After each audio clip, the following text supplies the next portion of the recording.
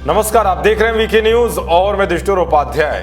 4 महीने पहले मध्य प्रदेश की सियासत में जो कुछ हुआ, ऐसा कुछ राजस्थान में भी होता दिख रहा है।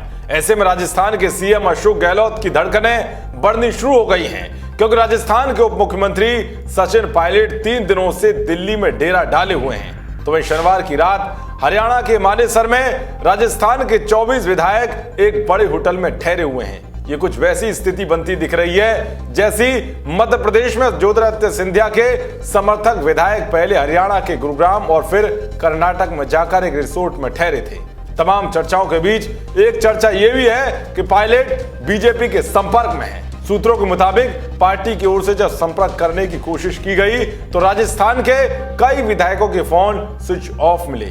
इसके अलावा शनिवार देर रात जब सीएम गहलोत ने मंत्रियों की बैठक बुलाई तो उसमें ना तो पायलट शामिल हुए, ना ही उनके समर्थक मंत्री।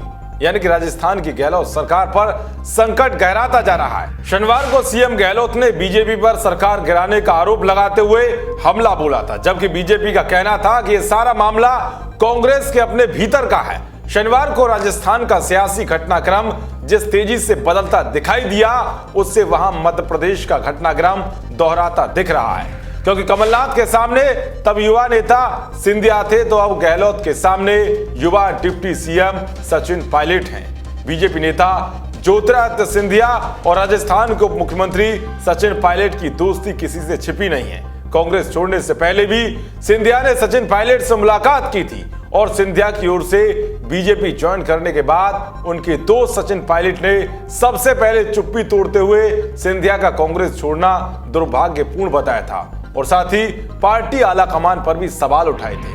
तभी से कयास लगाने शुरू हो गए थे कि पायलट भी सिंधिया की तरह बीजेपी ज्वाइन करेंगे। कहा जा रहा है कि राजस्थान में जो सियासी उठापटक हो रही है उसमें सिंधिया का भी अहम रोल है, क्योंकि एक तरफ तो सिंधिया की राजस्थान की पूर्व मुख्यमंत्री वसुंधरा राजे बुआ हैं और दूसरी ओर वहां के उप मुख्यमंत्री सचिन पायलट उनके अच्छे दोस्त हैं। राजस्थान के कुछ कांग्रेसी विधायकों से भी सिंधिया के गहरे संबंध बताए जा रहे हैं। अगर राजस्थान में सत्ता के उलटफेर का खेल शुरू हुआ तो समीकरण बनाने के साथ ही वसुंधरा राजे और सचिन पायलट के बीच समन्वय बनाने में भी सिंधिया कारगर साबित हो सकते हैं। दरअसल 2018 विधानसभा चुनाव के वक्त सिंधिया और पायलट दोनों ही मुख्यमंत्री पद के दावेदार थे, लेकिन बाजी हाथ लगी थी कमलनाथ और गहलोत के नाम। इसके बाद से ही दोनों युवा नेताओं की नाराजगी सामने आने लगी थी और नतीजा यह रहा कि एमपी में सिंधिया ने पार्टी से बगावत कर कमलनाथ सरकार को गिरा दिया और बीजेपी ज्वाइन कर ली।